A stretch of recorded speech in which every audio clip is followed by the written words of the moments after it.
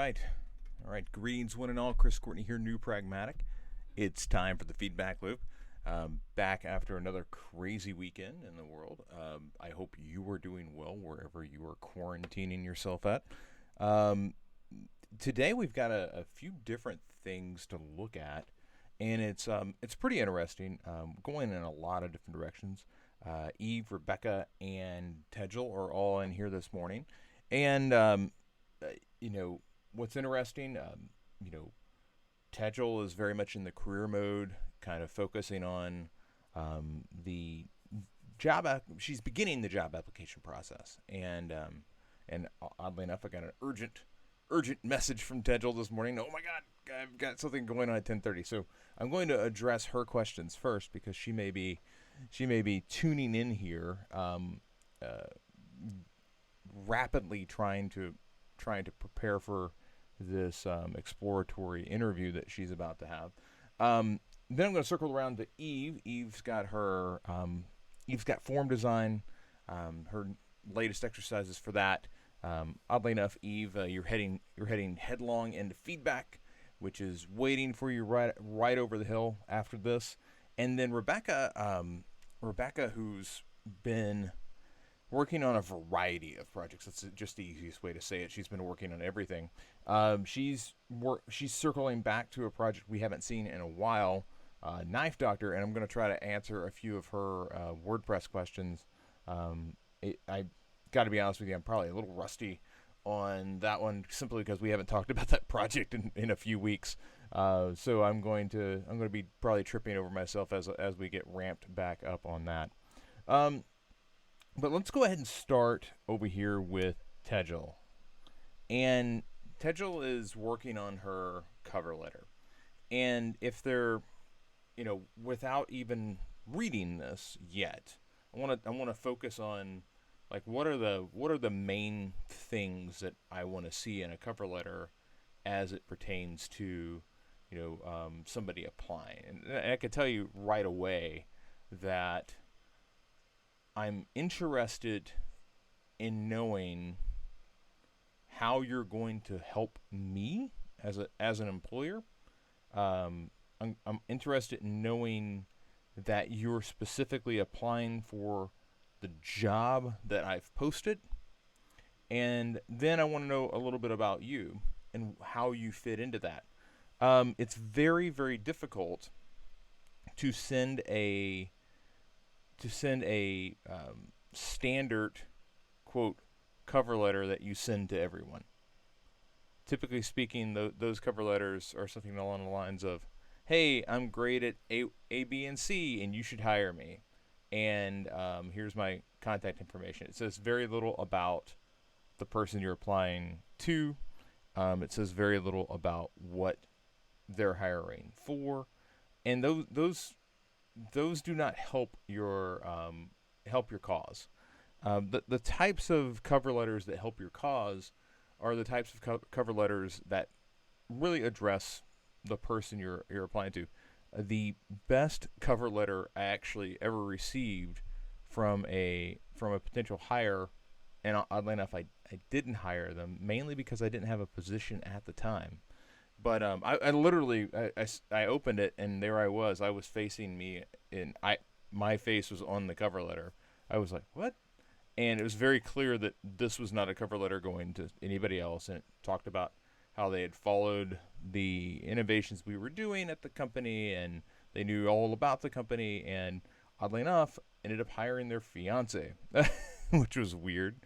But the long story short there is that person made a definitive impact and friends with them to this day. But they took the time to carefully craft a cover letter specifically for the place that they were applying and the person they were applying to. So looking at yours, it says, "Hello, my name is Tejal Shah. I was very excited to find out that you're looking for a UX UI designer who has experience with photo composition, cropping, color correcting for websites." There needs to be an "and" there. and color correcting for websites. I'm a designer with background in content and motion graphics. I believe I am perfect. I am a perfect candidate for this role, as my qualifications align seamlessly with the requirements described in the job posting. To shortly introduce myself, to introduce myself shortly, I am an award-winning creative director and designer. I've worked on major. Worked. For, I've, I've worked freelance for major companies like Disney, NBC Golf Channel, AB Mori, to name a few. Um, with a background in content creation, I bring storytelling and delight to design. I'm a team player who can work on projects from inception to execution. I'm well versed in Adobe Creative Suite, including Photoshop and After Effects, HTML, CSS, user interface design tools like Figma, Sketch, Azure, etc. Find me on the web at tetradesigns.com. I would welcome an opportunity to meet with you and discuss my application in more detail. Feel free to contact me. Here's my contact. I look forward to hearing from you. Okay, so this isn't bad. The one thing I haven't caught here is there, and the aspirational goal I always have is to talk about the company itself. I try to mention the name of the company or the name of the person. You know, if you know the person, if you've been like a long time admirer, I try to get that into the cover letter.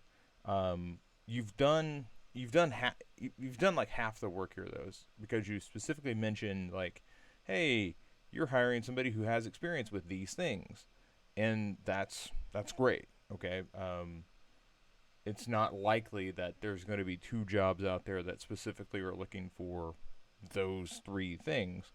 Um, I it I will say that the things that have been selected here, um, they don't really focus on the larger qualities I believe you bring to the table, Tedral. Photo composition, cropping, and color correcting for websites. You know, there's a lot of people that can do that gig. I understand. It's a gig in this environment. But I do think you bring a lot more to the table than that. And again, a lot of times you're trying to find you're trying to find the path inside of the posting. The job I don't know what the job posting was here, but there might be a way to highlight some of your more critical attributes. That when I'm hiring, I'm always trying to hire not for the exact job posting. I'm trying to hire for growth. Who am I going to bring in here that's going to be a key person in the organization a year from now? Who's going to grow into the role past the minimum requirements of the role? Who's going to grow into it so that I can hand major projects off to? Again, without seeing the job posting, I'm not quite sure what the hiring is for, but I do think that one of the things that you get to right away is that when you get to talk about paragraph 2, paragraph 1, we can work on that. I want to see specific mention of the employer. If you have any connection with that employer, if you've admired them for a long time or you're familiar with their work, that's crucial, because a lot of people they just apply to jobs because they apply to jobs, and I'd love to find people who are familiar with the work. They are fans of the work, and that's not always going to present itself that way, but I think it's important if you can. I was talking with somebody at PricewaterhouseCoopers, and I've had students there before, and if you're familiar with the size of that organization, you know that they work with a lot of interesting clients, and just simply saying, "Hey, I know you're from PwC. I think it's great. You have offices all over the world. I know you're a very large corporation, has a lot of influence in the field. You work, I'd love to know more about how you go about procuring and retaining clients. You seem to be. Is there a particular philosophy at your company? These are things that you would talk about if you're at a meetup with them. You're like, hey, I'm really interested in aspect X of your company. That just tells them that you've done a little homework. On paragraph 2, though, I really think you do a good job. I don't necessarily know if you have to do the transitional, to introduce myself shortly. I think you could just simply say, um, ask for me, or uh, I am I am an award-winning creative director and designer. I think you could just start there. Um, I I've worked I've done freelance work. I've worked freelance. That transition hit me odd the first time through. But the most important thing here is you're pointing out that people have hired you before. Okay. Um, and I think that the I've worked freelance could be massaged into I've worked with major companies like Disney, NBC Golf Channel, AB Mari, Oprah Winfrey Network, to name a few. Um, um, and I think you could flip this around actually. With a background in content creation, I bring storytelling and delight to my to design. I'm an award-winning creative director and designer working with major companies like, we just took that paragraph and kind of flipped it on its head, but I really think it's much stronger than the other way. Um, I could also flip it a third way. Um, I'm an award-winning creative designer and director and creative director and designer, with a background in content creation. I've brought storytelling and delight to clients like Disney, NBC Golf Channel, AB Mari, Oprah Winfrey Network, etc., and many others. Um, like I who do you bring storytelling and delight to? Your clients, the people who work with you, not necessarily to design. So I think there's some definite massaging there that could be beneficial. Um, but you had another question, and I want to get to this before we step away from it. Your question was, you're talking to a recruiter, or you have a recruiter that wants to talk to you. Things to talk about. Um, okay, so recruiter conversations are different than employer conversations.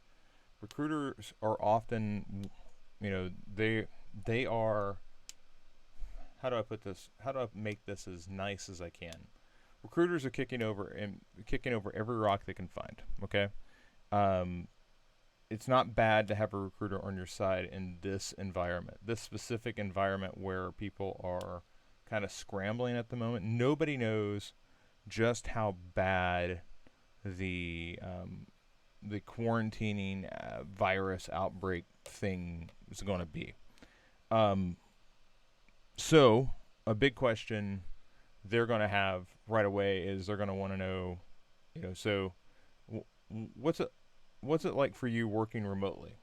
Yeah, that's probably going to come up because everybody is shifted to remote remote working conditions, and there are a lot of designers out there that have little to no experience doing this. They've all been inside of a organization working in person. Your freelance, uh, your time doing work on your own, um, is going to really pay dividends here. I would really focus on asking them about, you know, how the work is going to be conducted, what type of clients that they have on their roster, um, where where those clients are, because if those clients are in a specific geographic region and they are not open to working remotely, that significantly shrinks your field. Now, there are going to be clients like in Orlando. That'd be great. Okay, it's just Orlando, but you know, in this day and age, especially right now, like right now, in the last 2 weeks, the world has flipped. And I've been talking about remote forever, but the world has flipped to remote pretty much overnight. So you want to focus on, hey, I've got a lot of experience at this. I've been working remotely for a few years now. Um, how are your clients set up now? If I was talking to a specific company, I'd be asking more questions related to, okay, how are your teams organized? What do you use to conduct your meetings, etc. But this is a interview with a this is an interview with a recruiter. So, you know, with the recruiter, I think what I would be asking is, given the you know what's the type of client makeup that you have? Are you hiring more visual designers? Are you hiring UX designers? Are you reaching out to me because you're interested in my motion graphic skills? You need to know where they're coming from, because not every recruiter will have the same roster of companies that they're talking to. Okay, and I got to be honest with you, there's going to be some recruiters that reach out and they're really interested in you because you've said you know how to code. The question is that what you want to do full time during the day? Um, or there will be people that reach out and they'll say, I've got a roster of people that are just looking for UX designers, and then you ask them about, well, what are the duties of a UX designer for one of these companies, and they'll give you a list of things that have nothing to do with UX. I would ask specifically about the types of roles and the requirements of those roles, because everybody defines design in a, I would say, slightly different but often radically different way. So you need to get on the same page with them about what does design mean at a company at one of the companies that you work with. Like, and does it change from company to company? It probably will. Um, but how they define design will tell you a lot about why they reached out to you. Unless they are just like searching, oh, everybody has design in their title, and I'm going to contact them and set up a call. So I would specifically ask about that. I would say, listen, I know every job is slightly different from company to company.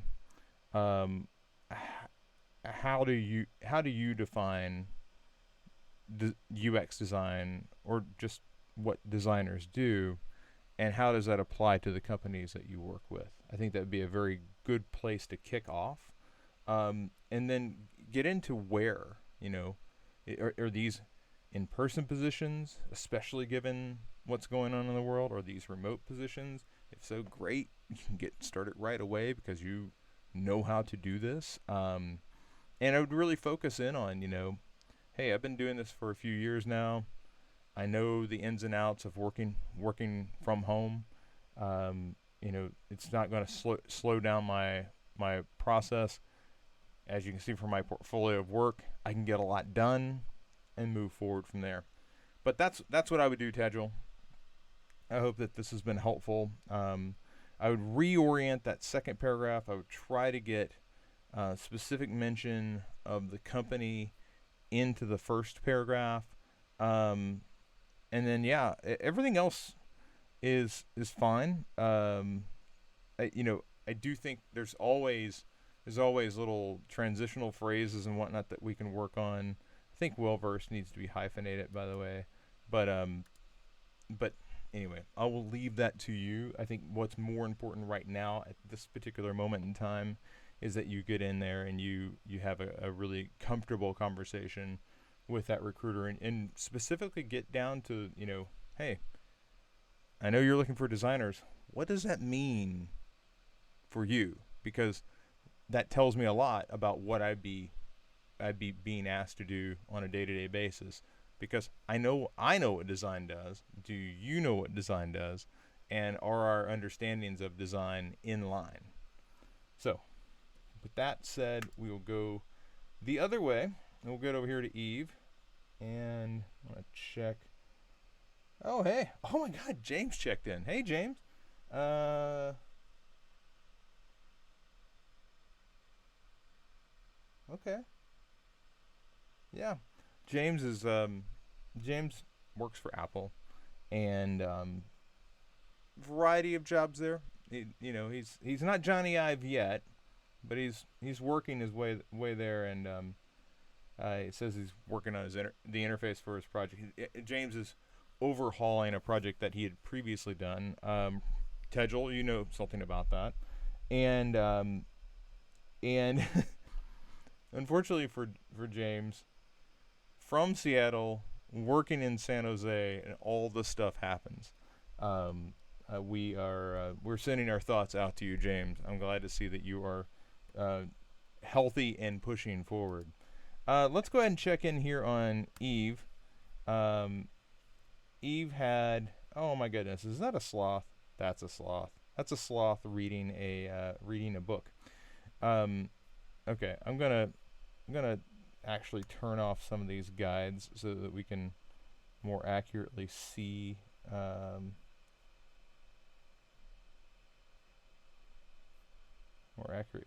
what's going on. Oh, I like it. I like it. I like it. Um,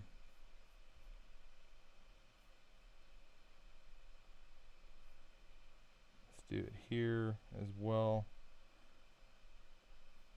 Eve has really come on in recent weeks, and I know why. I know exactly what's happened. Um,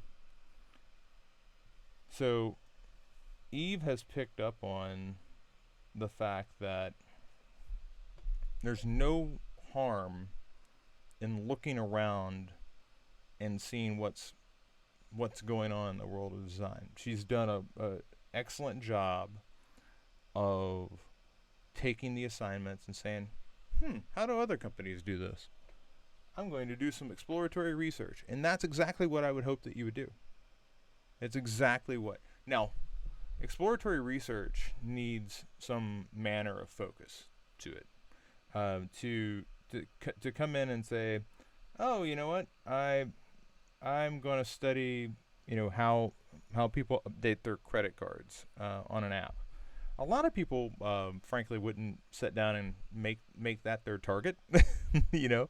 Um, but what I'm happy about with these exercises is they give you um, patterns in design to go study. And you know, if you've worked through this exercise at all, you know that in part two we are having you select the.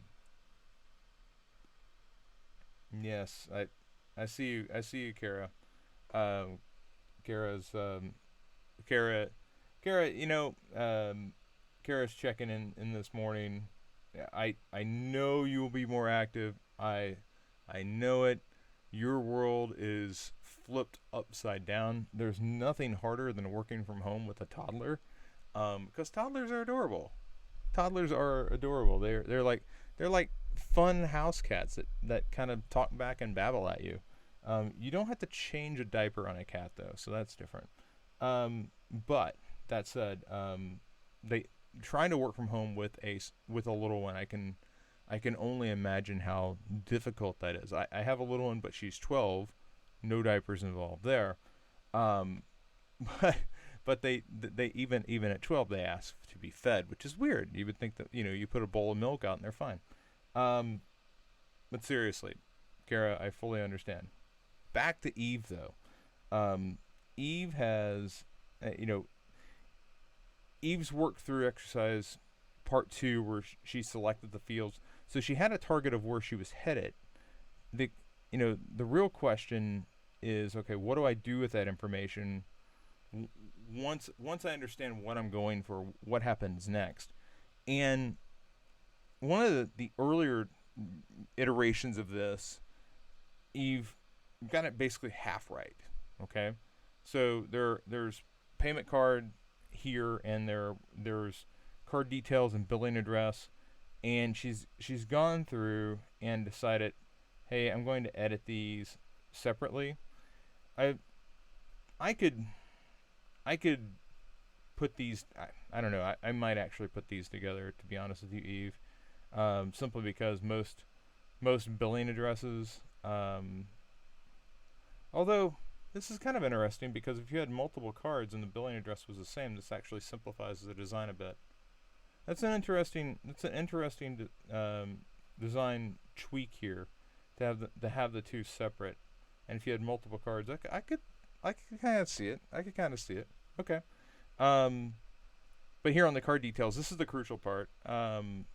She's you've got the number, and as you enter the number in, the card changes, and you can save the changes.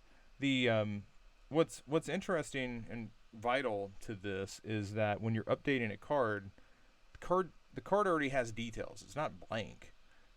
Sometimes it's just, I need to update the expiration date. The thing I hate the most in this is when you go to update a card because something's expired, and then they want the entire card again. It's like, oh god, I gotta dig that out. Um, so I like that. Um, Billing address, that makes sense. Yeah, this all makes a lot of sense to me. Eve, the way you've set it up to where you have to trigger the edit, and then you go to edit, and then you can save it. That works. Um, let's look at our error message here, because we've got to subscribe to a newsletter, and this is really relatively simple.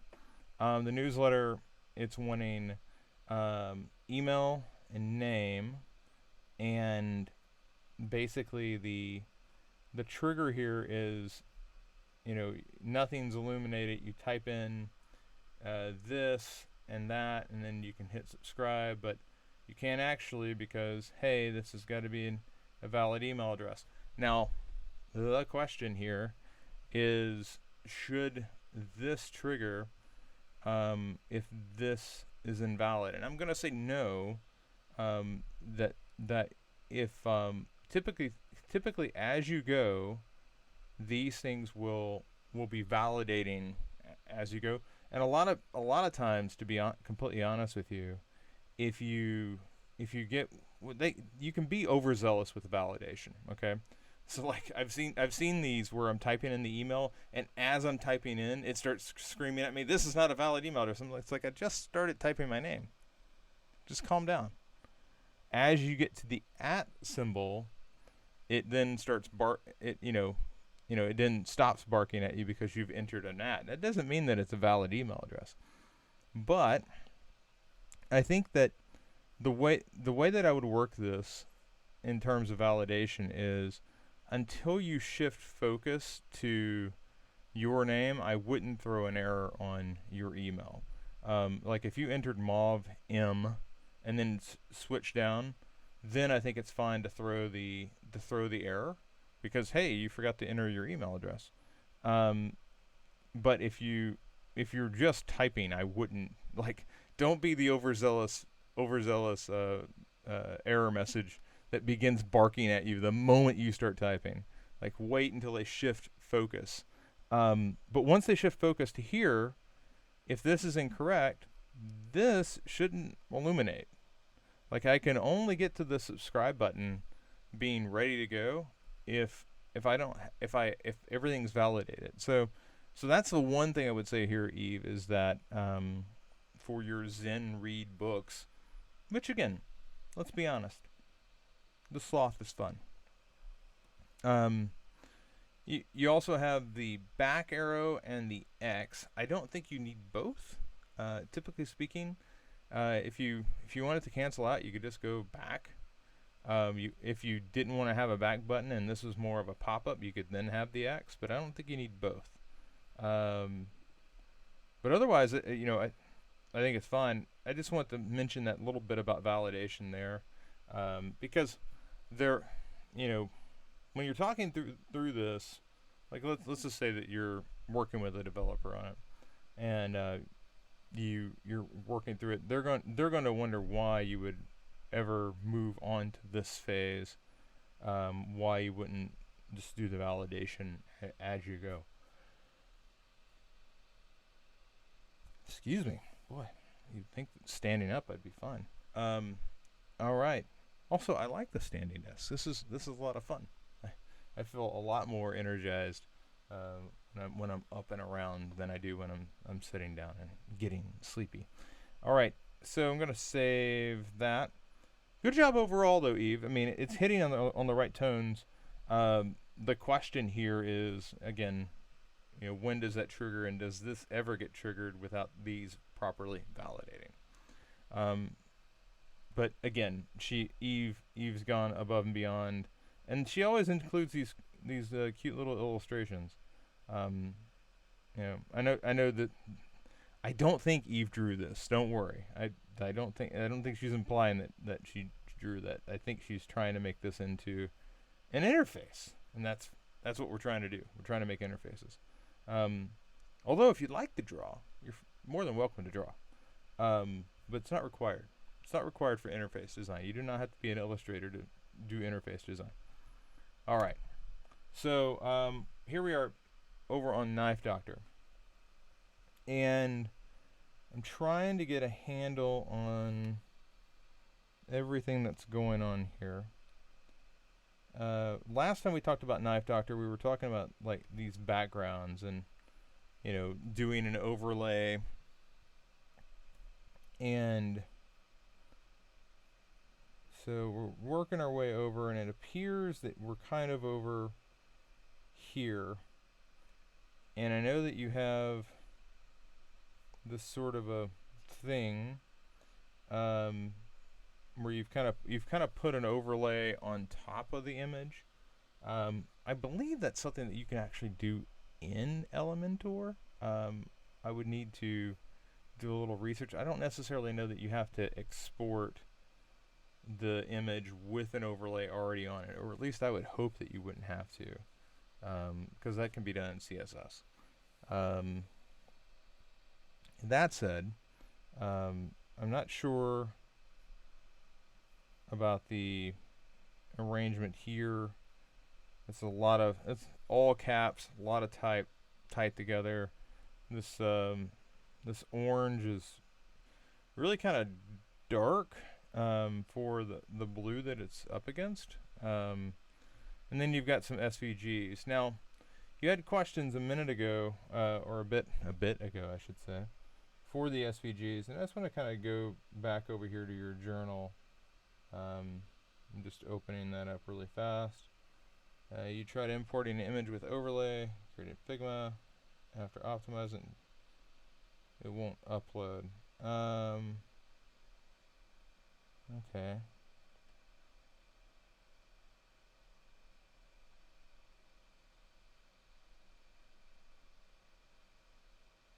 All right. So regarding these SVGs, so a lot, I just want to make sure we're exporting them. So you've got to export them as an SVG. And I've had trouble with SVGs out of Figma in that they tend to add space around them. And I'll show you what I mean. So I exported one of your other ones earlier. And you get this extra space off to the left and off to the right and to the bottom. I've always found that to be a pain. That doesn't mean that that doesn't. Oh, by the way, portfolio potluck coming up Wednesday. That doesn't mean that these necessarily will import into WordPress like this. They will import back into Figma like this. But let's go ahead and try to fix that, or let's go ahead and try to import them and just see how they're going to import. Because I have not tried that with Elementor yet. So here we are. We're in Elementor. I know that this is not the logo you're using, so I'm not going to talk. I'm not going to address that logo. That logo, I'm not going to talk about it. I know you have a different logo that you're working on, so I'm not gonna browbeat on the logo. But I'm going to upload. Yeah. So let's go and let's upload files. Let's go with knife. And okay, so we got the knife, and you got the axe as well. You can see that these import at the desired dimensions, but they don't have the extra white. All right, so it looks like that's going to take, and there it is. It's got a little hover effect on it, which is nice. I'm going to go ahead and change this one out as well, and we'll just use the axe for that. So it's there, although that one, what's interesting is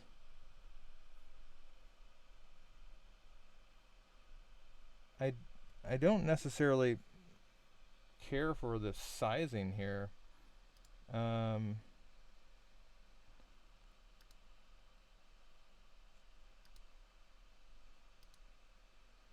guess that's, yeah,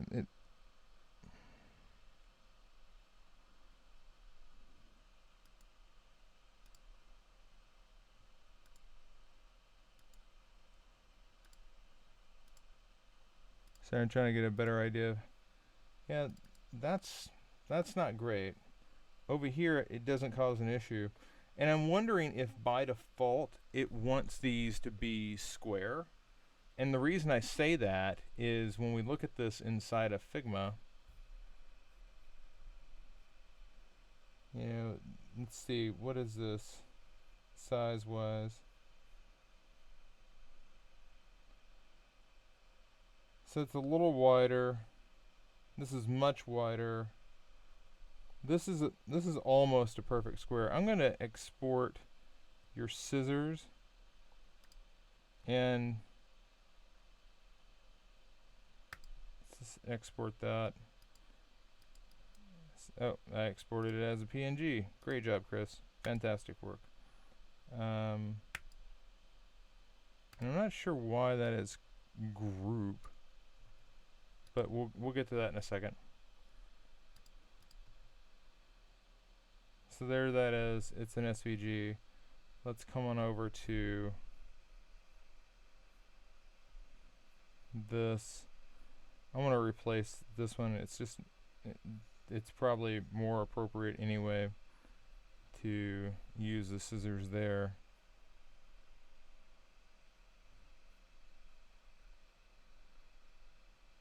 Okay, so this is working for us much better. There's no clipping, and what I suspect is happening is whatever shape that Elementor is using here, and again, I'm just reopening the application, so I apologize for not being completely up to speed on this particular project. But what I'm seeing is a shape that looks, and it's screaming at me that it wants to be a square, and it's clipping. I'm going to pull back in our axe. It's clipping the axe because it's not a square. And if I really zoomed in on the knife, I wonder if the handle and the blade are also clipped. It doesn't appear to be, though. But I know I can tell right away that this axe is being clipped. So I would implore you to make these into perfect squares, just to avoid an issue with Elementor. It doesn't appear that Elementor is liking that, longer It's longer than tall, and this is easy enough to do. One question I did have though is if I change this to like stacked. No, it doesn't change it. Okay.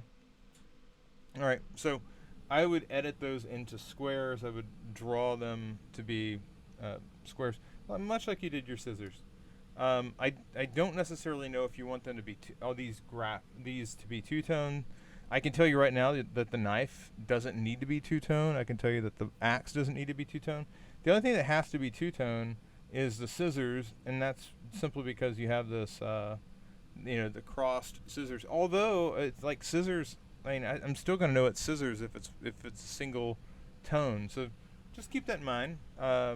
It's not wrong to have it black and gray, but typically when I'm making like flat icons, they're one tone, just for they're just easier to read, to be honest with you. All right, let's go ahead and keep going. You mentioned that, yeah, okay, so this is the overlay,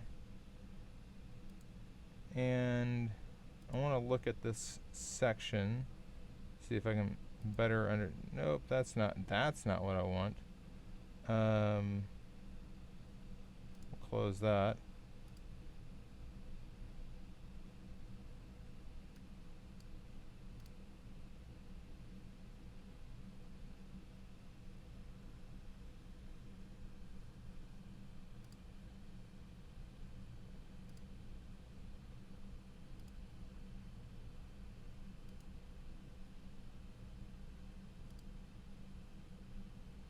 Okay, so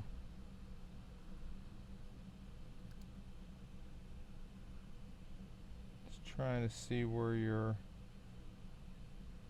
so you've clearly been putting a lot of stuff in here. I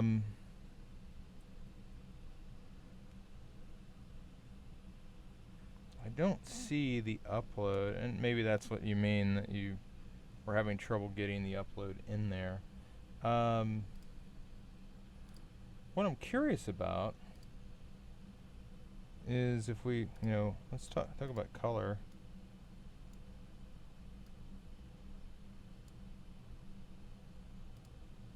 Okay, so,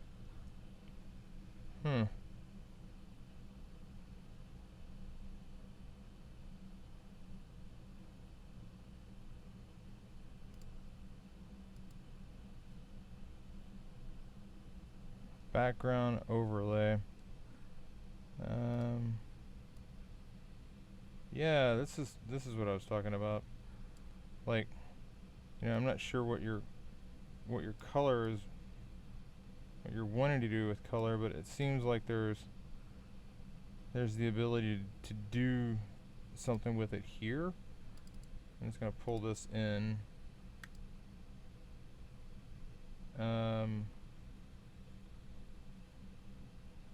It's getting a little bizarre.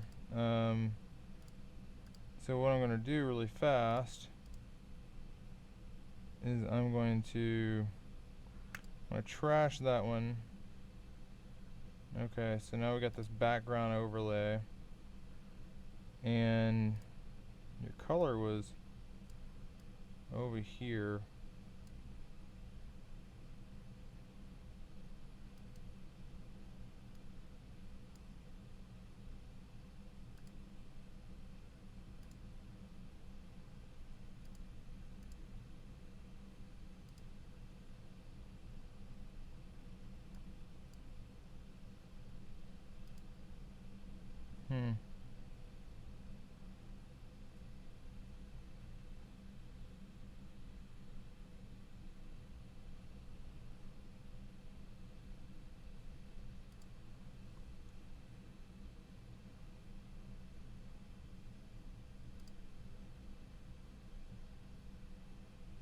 What's interesting here is I can't. I know what's going on. We got that color there. We need to clear that out.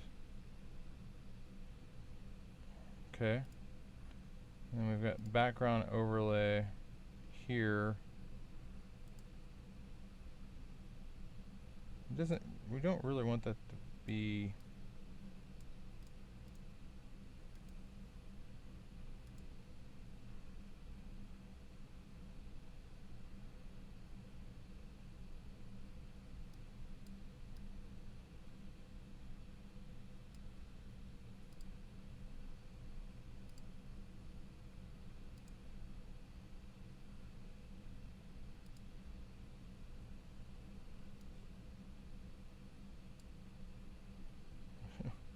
should not blur that.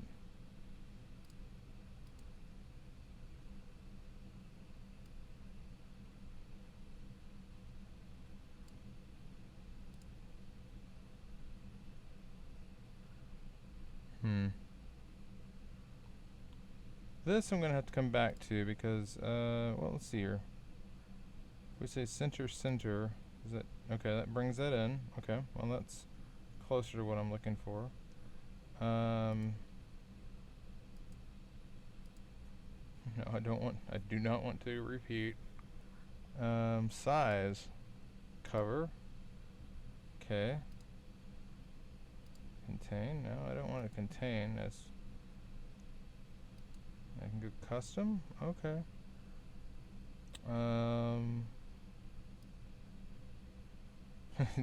Yeah, let's go to MySpace. Let's do a MySpace thing.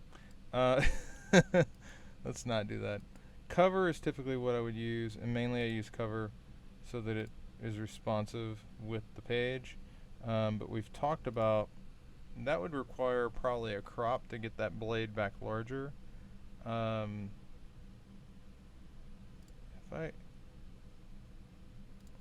I gave this a color now,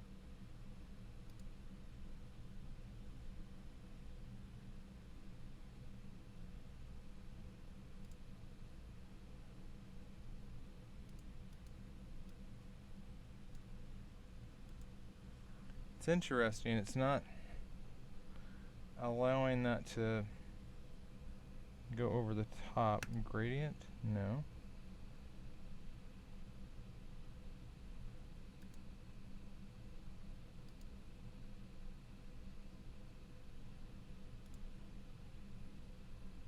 Yeah, okay. So I'm going to get rid of the color. Well, I'm going to pull the background back in now over here.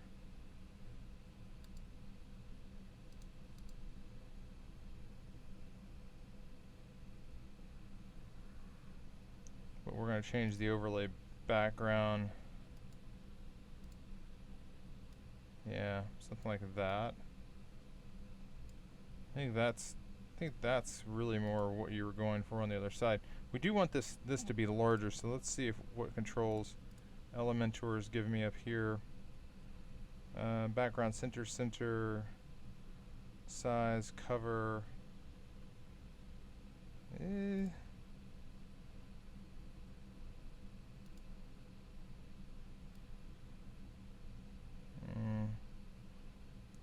Definitely don't want the XY. We get into that.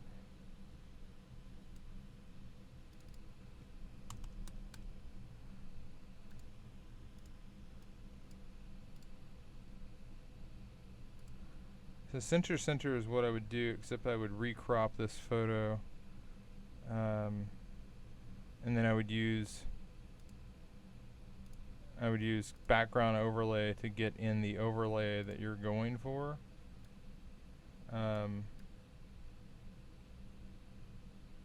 But that overlay, you get the image has to be like that blade piece has to be larger. So I would re-export the blade image to be more to be larger, like you had it, but I would set it to cover, and then I would work from there. I would not. I mean, it's getting. I mean, it's pretty close there. But I would I would encourage you to go in and work with background overlay to get your color right, because that's what I'm seeing over here from what I was seeing with Figma. Is it felt like you were going for that, this overlay effect anyway. I would just simply do it in Elementor, and just work with this to like tweak it to wherever it is in particular that you're looking to go with it.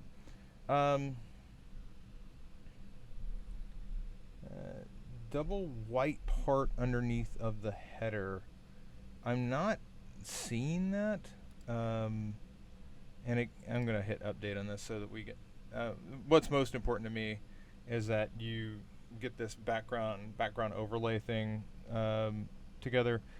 I want you to also re-import these icons, particularly the axe. Re-import them as squares. Um, and the header he chose is nice. I'm also interested. You said you'd put a Instagram plugin. I'm not sure if you've called it in. Oh, I'm sorry. This is probably where you need to do the short code. So if we go over, I've got to figure out. So let's say that you're here. Okay, we're gonna drag a widget in here. Um, well, I don't need that. I need. Let's find.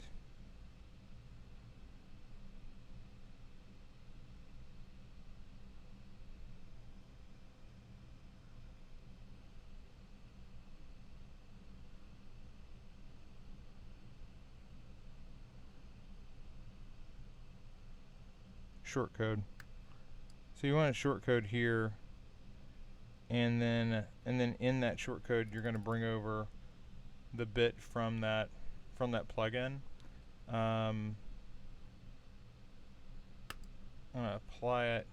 It's not going to do anything to the page right away, but we do want to come over and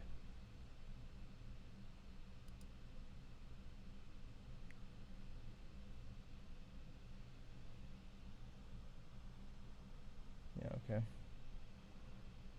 Yeah, so there's just this gray box. I'm holding that there so that we can come over to, I guess I have to hit update.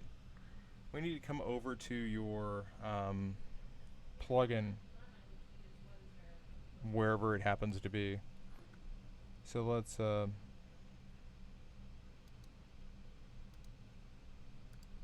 hop back out here to exit to dashboard. Plugins.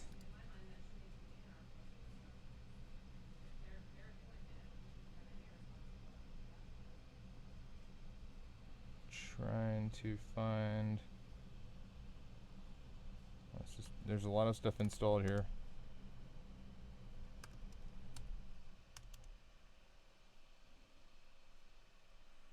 Smash balloon, I'm guessing, is what you have here.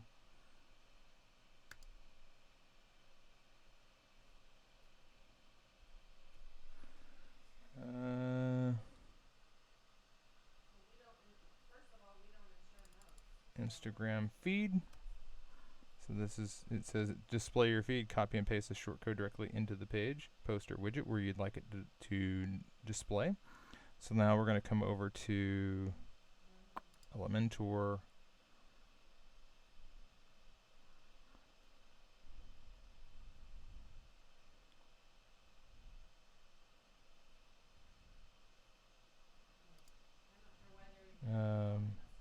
Let's see here.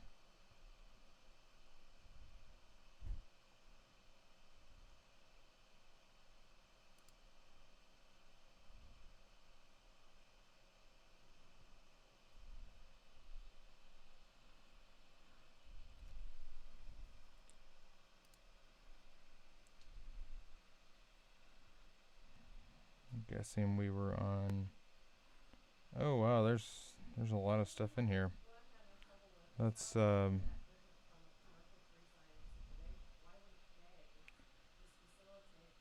okay. I'm gonna mute this down for a second.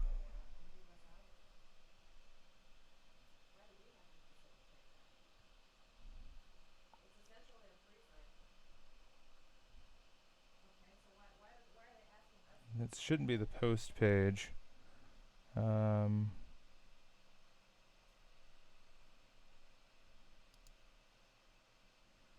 Yeah, I'm not really sure which home is being actively used.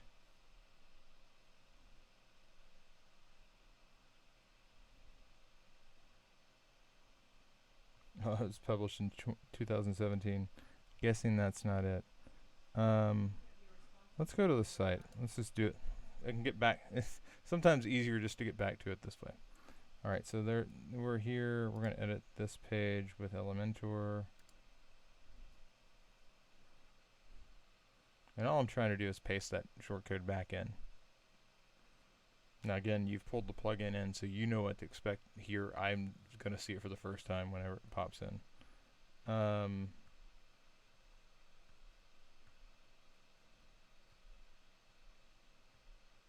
Alright, so here we are. Paste in the shortcode. And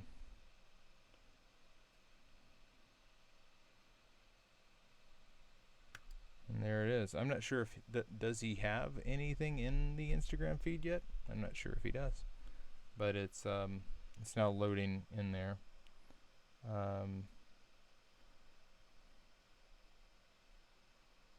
So there it be. I'm not sure if there's anything to load in. I'm curious though, so I'm gonna go look. I guess I have to update it first.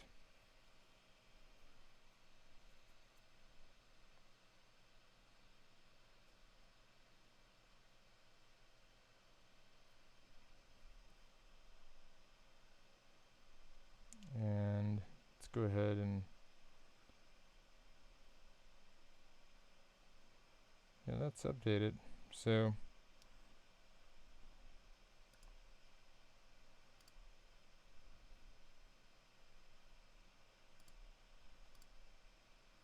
let's see if that Instagram thing loaded. Here we go. Hey, yeah, he does have some stuff on this page. Okay. So, and obviously there's like all the old stuff. So, Rebecca, you're moving in the right direction. This does definitely need some more work, and I think you know that. But I am curious because I don't see the you're saying it's got a double white part underneath, and I'm not seeing that. So you and I need to sync up on that. But otherwise, I'm going to wrap this up and kick it back over to you folks. It's been great. Eve doing a great job did great job on the form exercise. Rebecca, you know, it looks like you're making progress with the knife doctor. I do have some questions about some of the elements and the way that they're being used. I would encourage you for those icons, just because I don't know how Elementor built that shape. Okay, this is part of what you deal with when you're working with shapes that some other organization has built. It was good to see that the Knife Doctor Instagram feed loaded. I'm not sure if there are other controls there because those images are kind of big considering the rest of the page. Tadjil, I know that you're well off on your way to talking with that recruiter, and it might have even been 10:30 your time, which just dawned on me. But that said, when you're talking to recruiters, get a sense of the type of clients they have.